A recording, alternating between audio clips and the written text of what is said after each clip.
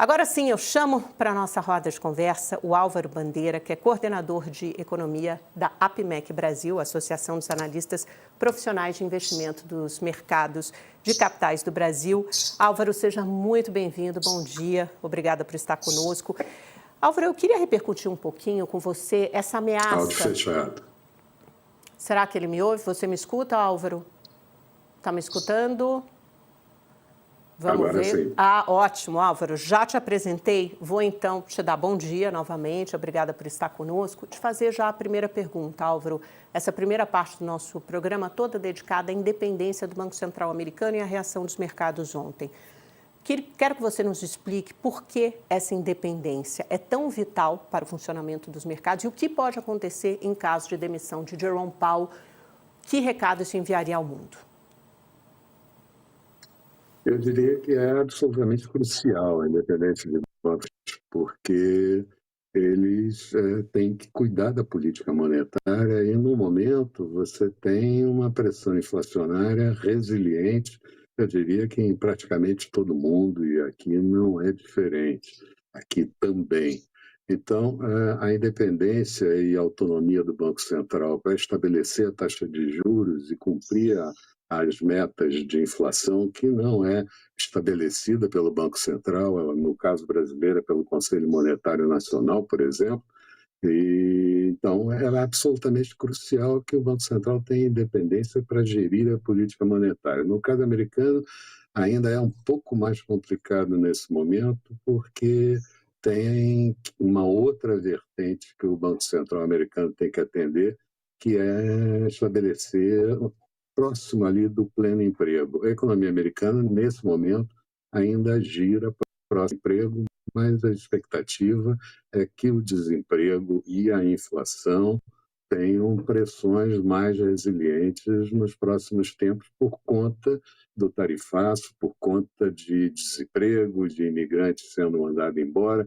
Agora, a Suprema Corte Americana, que é do Trump, o Trump tem maioria por lá, estabeleceu que não pode mais deportar imigrantes, pelo menos nesse momento.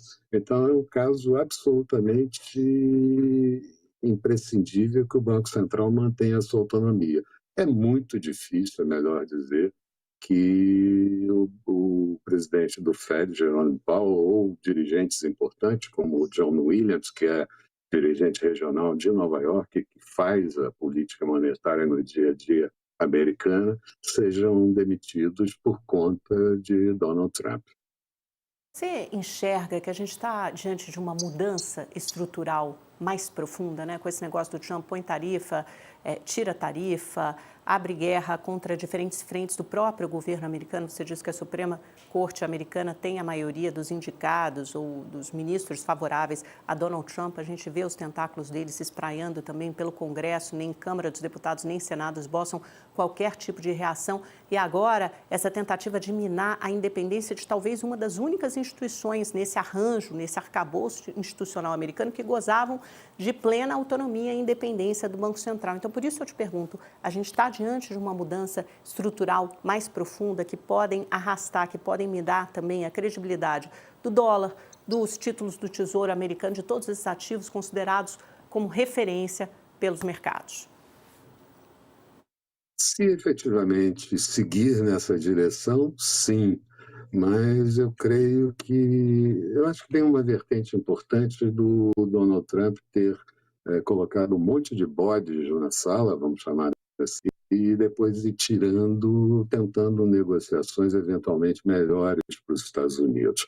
Quer dizer, ele tem um problema sério, que é o nível de endividamento, ele tem um problema sério, que é o déficit fiscal e também o déficit em conta corrente, que tem que ser olhado, mas eu não acho que essa seja a forma. O que eu acho é que vai tentar negociar e a situação vai se consolidar num plano mais suave.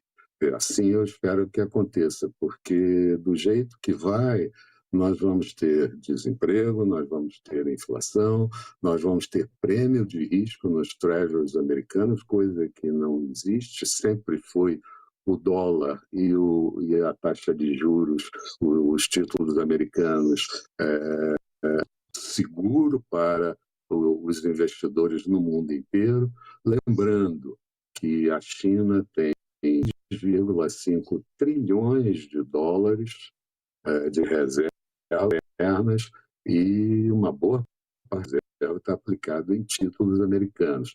E nós já tivemos, na semana passada, vendas precipitadas de treasuries americanos, o que pode, de alguma forma, acelerar. Porque, a continuar isso, fluxo de comércio e fluxo de investimentos vai certamente mudar um pouco. Outras moedas podem surgir. Eu digo que, muito embora possa haver negociação com os países e essas negociações sejam mais suaves, o resultado delas sejam mais suaves, um mal já foi feito. Uma incerteza sobre a economia americana como porto seguro, gerou uma incerteza com relação ao rendimento dos títulos americanos e, principalmente, em relação ao dólar. Eu era um daqueles que dizia que, não, o dólar, outras moedas podem surgir, uma moeda de negociação dos BRICS, por exemplo, o euro pode se tornar mais forte, ou até mesmo o ien ou o yuan, mas agora acelera tudo um pouco, porque existe uma incerteza grande com relação aos Estados Unidos. E com relação à economia como um todo, fala-se com mais vigor sobre uma possível recessão ao longo de 1 ou 2 trimestres no ano de 2025. Também lembrando que a meta de inflação americana ali ao redor de 2% não está sendo atingida e o Banco Central tem que manter essa expectativa de levar a inflação para a meta, que é aquela inflação benigna que todos os grandes bancos centrais trabalham no mundo, leva um pouquinho os preços, leva um pouquinho o salário, mas não causa nenhum mal-estar para a economia como um todo, Amanda. Isso, né? Desmentindo o que o Trump falou, né? Porque nesse post dele de ontem ele disse que a inflação estava muito baixa, uma maravilha, não é verdade. Eu já lembrei isso e você relembrou, a inflação ainda está pela medida, pelo índice PCE, que é o preferido do Fed, 2,5%. Mas essa incerteza que paira sobre a economia é difícil, como se diz no mercado, colocar esse gênio de volta dentro da garrafa, né? Com isso em mente, Álvaro, o que você acha que se abre em termos de possibilidade de uma realocação dos ativos? Porque nos últimos anos a gente tem vivido o excepcionalismo americano. Eu queria que você explicasse um pouco para a gente esse conceito e o que acontece a partir de agora. Os mercados emergentes, como o Brasil, por exemplo, podem ser favorecidos. Como é que está o Brasil posicionado nessa nova orquestração da economia global? Olha, Amanda, e quem nos ouve, é possível que alguns segmentos da economia brasileira possam até ser razoavelmente beneficiados. Mas a gente tem que lembrar que o Brasil não é uma ilha, né? Então, a gente lida com o mundo, a expectativa do mundo.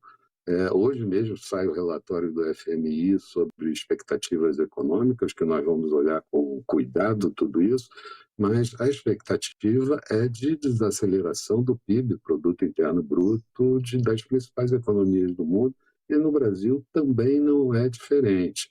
Então, a gente tem que olhar com cuidado tudo isso, porque o fluxo comercial muda, o fluxo de investimentos muda, e nós vamos depender, essa mudança, tão mais grave ou menos grave será, dependendo dos acordos que possam ser feitos e de redução de tarifas que possam ocorrer. Eu creio que, no momento, você tem os bilionários americanos pressionando o presidente, a oposição, que é a minoria no Congresso americano, pressionando também, e mais tarde, se a inflação subir, e o americano é muito ligado nisso, se a inflação subir e juros subindo e o PIB caindo, certamente vai ter uma pressão da sociedade também. Então, acho que pode mudar ao longo do curso, mas, sendo objetivo, quer dizer, eu acho que você tem uma parada dos investimentos no plano global nesse momento, reduz-se bastante os fluxos de investimento, e depois ele vai buscar alguns caminhos. Claro que a economia americana segue sendo um bom caminho para investimento, mas vai existir umas variantes indo para alguns países emergentes, Brasil inclusive, e indo para outros países como a Europa, dependendo do que possa acontecer com os estímulos à produtividade. Aliás, eu acho que produtividade é uma palavra-chave nesse momento. Quer dizer, quanto mais se estimular a produtividade, tiver ganhos de produtividade, esse país vai ter novos investimentos. O setor agrícola brasileiro, o setor de proteínas, podem ser setores que andem relativamente melhores, mas o mundo inteiro vai acabar sentindo tudo isso. Álvaro, uma última pergunta. A gente tem 2 minutinhos para o final do programa. Falar um pouquinho do nosso quadrado também, a divulgação da Lei de Diretrizes Orçamentárias na semana passada, o envio por parte do governo federal para o Congresso e a constatação óbvia de que o arcabouço fiscal está em xeque a partir de 2027, né? Com os precatórios de volta, a meta fiscal, as despesas discricionárias, aquelas de livre gasto por parte do governo, absolutamente comprimidas ali. O governo não vai ter dinheiro suficiente para rodar a máquina pública e cumprir com todos os seus compromissos. Como é que você enxerga o Brasil nesse momento, do ponto de vista fiscal? Eu acho que, primeiro, ainda versando sobre Trump, eu acho que o Brasil tinha que ter um plano B, porque esse plano B vai determinar se as negociações com o Brasil e os Estados Unidos vão ser melhores ou piores, e aí a gente precisa ter um plano B. Bom, a gente tem um arcabouço que vai durar pouco.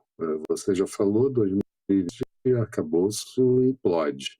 E nós vamos ter precatórios de 2025, precatórios de 2026, uma parte desse precatório fora do arcabouço, que dá um certo tom de maquiagem no arcabouço fiscal, e o Brasil nunca foi de cortar gasto, o Brasil foi sempre de aumentar receitas, e essas receitas provêm, claro, de impostos. O país não gera receitas de operação, gera receitas pagas por todos nós, de inflar receitas, e novamente no 2025 foi aprovado.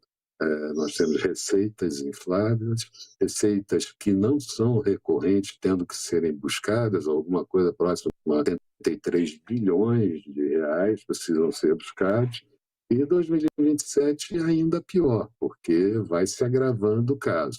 E um governo que é populista e um governo que se mantém com um viés gastador. E isso tem que, em algum momento, fazer alguma contingência no orçamento, fazer algum bloqueio do orçamento, para que a economia possa funcionar com alguma certeza.